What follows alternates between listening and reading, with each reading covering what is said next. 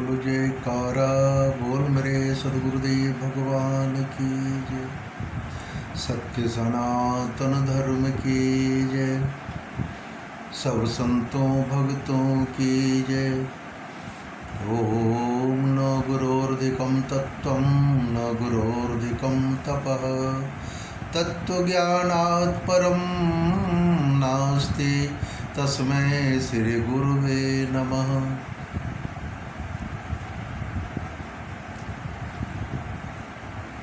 आज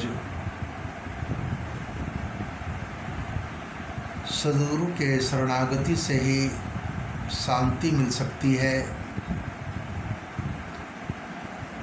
बुद्धं शरणं गच्छामि, धर्मं शरणं गच्छामि, संघं शरणं गच्छामि, सत्यं शरणं गच्छामि। सत्य की शरण में जाओ, सद्गुरु की शरण में जाओ और सद्गुरु के सिवा शांति कहीं नहीं मिल सकती। महात्मा बुद्ध एक शांति के प्रतीक थे। सद्गुरु शांति का स्वरूप होता है। सद्गुरु शांति देते हैं। सही में जो सद्गुरु हैं वो दुनिया के असबाब नहीं देते, वो शांति देते। शांति से ही आत्मोद्धार हो सकता है। शांति से ही जीवन में आनंद मिल सकता है। अगर अशांत जीवन हो गया, इसका माने है कि हम दुनिया के ख्यालात में, दुनिया के विषयों में, दुनिया के सगे संबंधियों में, दुनिया के झूठे रिश्तों में हम लिपटे हुए हैं, इसलिए अशांत हम रहते हैं। सद्गुरु हमें शांति की ओर ले जाता है। महात्मा बुद्ध जब अंगुलीमाल डाकू के पास गए, अंगुलीमाल डाकू खूंखार उस समय डाकुओं में से एक था। जंगल में घूमते फिरता था। किसी को देख लिए तो उसका संकल्प था कि 100 लोगों की उंगली काटकर गले का वो गले में उसका माला पहनता था। बस एक लोगों का सिर लेना बाकी था और उसका उंगली गले में बांधकर वो लगाता। त्राही माम उस समय के लोग थे, भयभीत थे सारे। उस जंगल से जाना कबूल नहीं करते थे कि उंगली माल देखेगा तो जान मार देगा। महात्मा बुद्ध का सब जमाना था उस समय। महात्मा बुद्ध घूमते घूमते उस जंगल की ओर जाने लगे। लोगों ने मनाही किया, शिष्यों ने मनाही किया कि गुरुदेव जंगल में मत जाइए, वहाँ पर खूंखार डाकू उंगली माल रहता है, आपका बंद कर देगा। महात्मा बुद्ध ने कहा मैं तो मरा हुआ हूँ ही, मुझे क्या डर मरने का। अरे चलो उसे शांति का पाठ पढ़ाता हूँ, परमात्मा की ओर उसे ले चलूँगा, जो सही में जवानी का भय नहीं, किसी भी वासनाओं की चिंता नहीं, कोई भी इंद्रियों का रसास्वादन नहीं, कोई भी गलत विचारों से लेना देना नहीं, तो फिर उन्हें डर काहे का परमात्मा के सिवा। महात्मा बुद्ध उसी रास्ते से जंगल की ओर जाने लगे। चलते चलते चलते चलते शांति का पैगाम लेकर जा रहे थे। मन में आनंद से एकदम ओतप्रोत थे, क्योंकि मरने का डर क्या। जो सही में जीवित में ही मृत्यु को जीत लिया उसकी मुक्ति हो जाती है। वो तो ऐसे परमात्मा में लवलीन थे, परमात्मा के ख्याल में डूबे हुए थे, दुनिया में शांति के पैगाम बांटने के लिए निकल पड़े। और वो भी एक खूंखार डाकू के सामने जब चले। चलते चलते चलते उंगली माल डाकू उसी रास्ते में बीच जंगल में बैठा हुआ था, कटार लिए, और उंगली माल के बगल से गुजरने लगे। उंगली माल ने जोर से आवाज़ लगाया, रुक जाओ कौन है, रुक जा कौन है। कई बार ऐसी आवाज़ लगाई। महात्मा बुद्ध पीछे मुड़े, कहा मैं तो रुक गया हूँ, तो कब रुकेगा। और कटार उनके गले पर रख दिया, महात्मा बुद्ध के गले पर, मारने के लिए क्रोध में आ गया कि तुम्हें डर नहीं, अभी तेरी मौत होने वाली है, कि मैं तो मरा हुआ हूँ। तो तू ये कहा मैं तो कब से खड़ा हूँ और तू तो चला आ रहा है, कहता है मैं तो रुक गया हूँ, तो कब रुकेगा। कहा हाँ मैं तो रुक गया हूँ।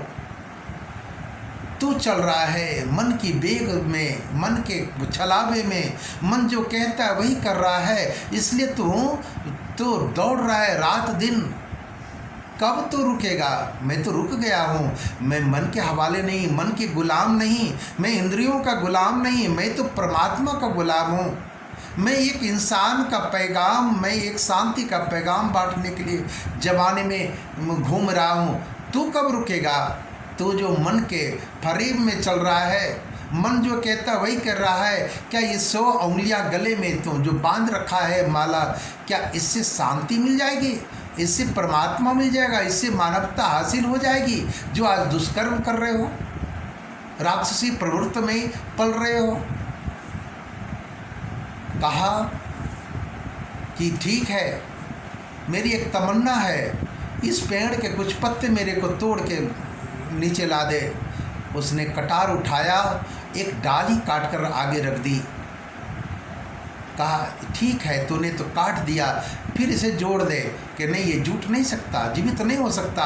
तो फिर तेरे को हक किसने दिया कि ये डाल काट दिया तूने और जोड़ने का हिम्मत नहीं, जोड़ने की कैपेसिटी नहीं, इसे जीवित नहीं कर सकता, फिर काटने का तेरे को अधिकार भी तो नहीं है ना। ये तो गलत काम तूने किया। ये सैकड़ों उंगलियां काट कर अपने गले में पहने हो, तूने हत्या तो कर दी, जीव हत्या की, लेकिन इसे तुम जिंदा तो नहीं कर सकते। इसका बुरा अंजाम तेरे को भुगतना होगा बेटे। त्यों ही उन्हें आत्मकल्याण, आत्म ज्ञान हुआ और वो कटार उनके चरणों में रख दिया और रोने लगा। जब आत्म ज्ञान हुआ तो कि मैं बहुत बड़ा अपराधी हूँ, मैं बहुत बड़ा कुकर्मी हूँ, और कटार रख कर रोने लगे। त्यों ही उनके चरणों में सिर झुका दिया। उन्होंने कहा भिक्षुक उंगलीमाल उठ जा। अब हत्यारा था उंगलीमाल, लेकिन आज भिक्षुक बन गया। कब मुझे गुरु ज्ञान दे दीजिए, महामंत्र दे दीजिए आत्म कल्याण के लिए। कहा बेटा मैं तो तेरे को भिक्षुक बना लिया, अब तुम बौद्ध भिक्षुक बन गया, अब तेरे को नाम दान मैंने दे दिया, भिक्षुक बना लिया मैंने, सन्यासी बना लिया, चल मेरे साथ। और उनको ले जाकर संग में ले गए शहर की ओर। जब ले जाने लगे तो कहा जा शहर में घूम क्या। लोगों ने देखा अरे आज उंगलीमाल शहर में घूम रहा है, एकदम साधु वेश में।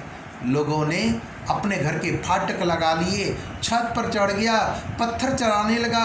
हाथ में कटार तो था नहीं, साधु बन गए थे, हत्यारा का रूप ही बदल गया था, साधु बन गए थे।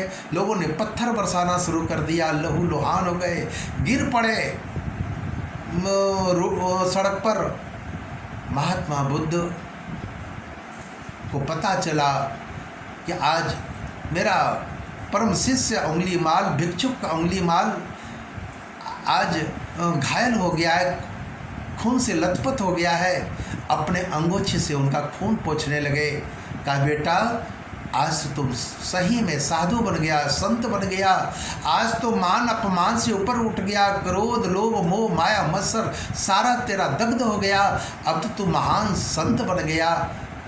और उसे सन्यासी बना दिए और अपने अंगोछे से उनका खून को ये कर दिया, सफाई किया और उन्हें अपने आश्रम को लाए और उन्हें शांति का पैगाम सुनाया, शांति का संदेश दिया। बौद्ध भिक्षु का सत्कर्म जो होता है उन्हें सुनाया और उन्हें सन्यासी बना दिया, दानव से मानव बना दिया। सद्गुरु दानव से मानव बनाते हैं। दानव क्या, लोगों को मारने वाला ही नहीं, हमारे अंदर जो दानवीय संस्कार है, हमारे अंदर जो एक पाश्विक विचार है, हमारे अंदर जो एक क्रूर स्वभाव है, उसको सद्गुरु बदल देते हैं। हाँ, मेरी पात्रता होनी चाहिए।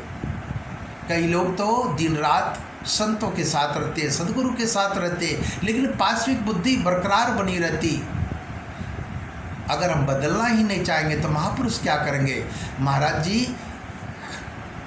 कहते थे हमारे गुरुदेव कि देखो, ब्रह्मा भी तेरे को देवता बनाने के लिए चाहें, अगर तुम बनना ही नहीं चाहो, 75% वो पावर अपना लगा दें, 25% पावर हम अपना यूटिलाइज नहीं करें, तो फिर हम जड़वत बने रहेंगे।